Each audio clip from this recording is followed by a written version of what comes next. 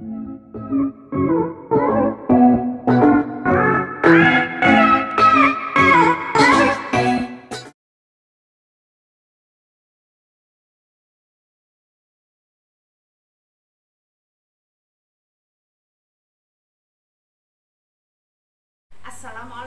warahmatullahi wabarakatuh. Selamat pagi anak-anak. Bertemu kembali dalam pelajaran IPS. Pada pertemuan kali ini, saya akan mengabsen kalian terlebih dahulu. Bagaimana kabar kalian pagi ini? Semuanya sudah siap untuk mengikuti pembelajaran IPS? Nah, sebelum saya lanjutkan pembelajaran IPS kali ini, sekali lagi Ibu ingatkan bahwa kita harus selalu menjaga kesehatan. Jangan lupa cuci tangan dengan sabun dan air mengalir, gunakan hand sanitizer, dan gunakan masker apabila kita bepergian. Nah, sekarang kita akan melanjutkan materi kita yang pengantarnya sudah Ibu sampaikan pada beberapa waktu yang lalu. Sekarang kita akan membahas tentang keadaan benua Amerika.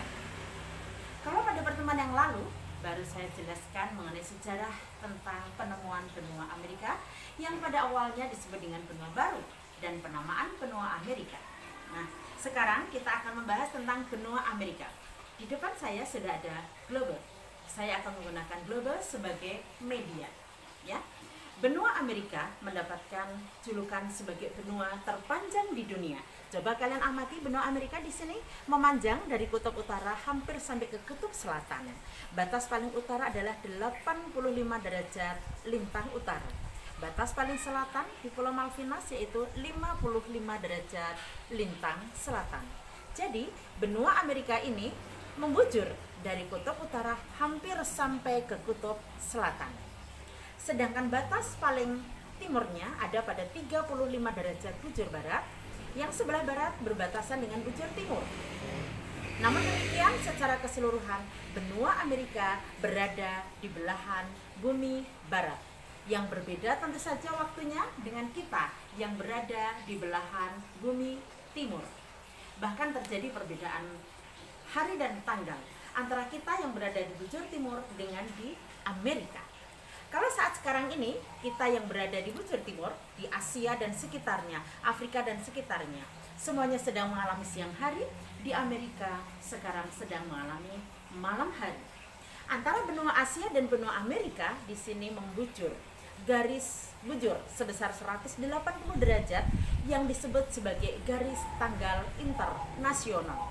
Karena terjadi perbedaan tanggal antara bujur barat dengan bujur timur. Kita mengalami hari terlebih dahulu. Sekarang kita tanggal 26 Juli, di Amerika masih tanggal 25 Juli. Sekarang kita siang hari, di Amerika malam hari. Nah, itu mengenai letak astronomisnya.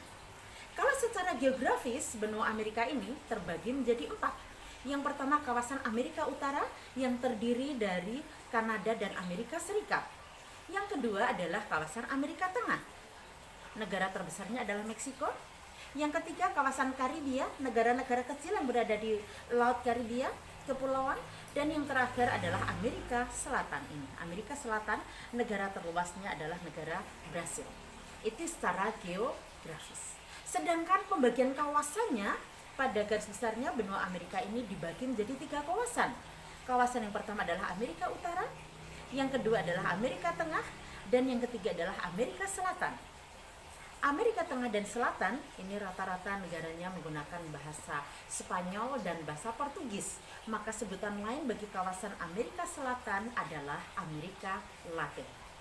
Sedangkan kawasan Amerika Utara, dua-duanya adalah negara luas, negara besar dan negara maju, yaitu negara Kanada dan USA, United States of America, atau sering disebut dengan Amerika Serikat. Nah, sekarang batas-batasnya. Batas-batas benua Amerika dapat kalian amati di globe ini, ya. Ini sebelah utara berbatasan dengan Samudra Arktik. Di sebelah selatan berbatasan dengan Samudra Pasifik dan sebagian Samudra Atlantik. Di sebelah timur berbatasan dengan Samudra Atlantik dan sebelah barat berbatasan dengan Samudra Pasifik. Benua Amerika adalah benua terluas kedua di dunia dengan luas lebih dari 42 juta kilometer persegi. Yang nomor satu, benua mana yang terluas? Benua Asia, yang memiliki luas lebih dari 44 juta kilometer persegi. Yang nomor dua mana? Nomor dua adalah benua Amerika. Benua Amerika yang terpanjang ini memiliki luas nomor dua di dunia setelah benua Asia. Dengan luas berapa tadi?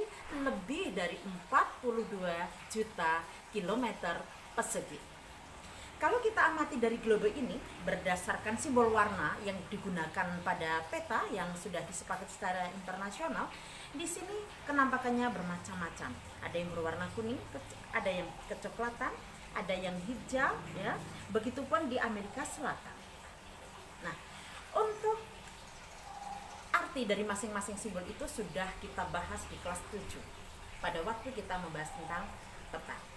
Untuk berkelas kembali, untuk mengingatkan kembali simbol-simbol tersebut, simbol hijau menunjukkan dataran rendah, simbol kuning menunjukkan dataran tinggi, coklat menunjukkan pegunungan. Nah, kalau kita amati lagi di Amerika Selatan, utamanya di Brasil, kenampakan alam yang paling menonjol dari Amerika Selatan ini adalah sungai dengan lembah raksasa terbesar di dunia, yaitu Sungai Amazon, yang memiliki lembah paling luas di dunia, lebih dari 7 juta kilometer persegi. Ya. Kemudian sungai terpanjangnya adalah Sungai Mississippi, Missouri. Turun juga ada di Amerika Utara maupun Amerika Selatan. Nah, itu kenampakan alam secara umum dari benua Amerika.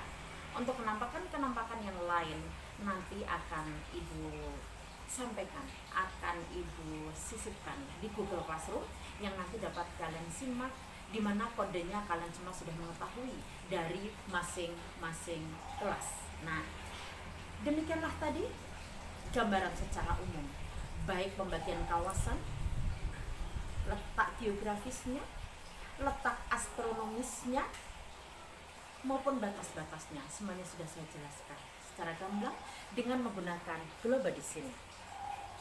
Demikian penjelasan dari Ibu Martini. Ada kurang lebihnya mohon maaf. Selamat belajar, selamat membuka kembali Google Classroom-nya. Kalian kerjakan tugas-tugas yang ada. Ya, sampai jumpa kembali di pertemuan yang akan datang. Billahi taufik wal hidayah. Wassalamualaikum warahmatullahi wabarakatuh.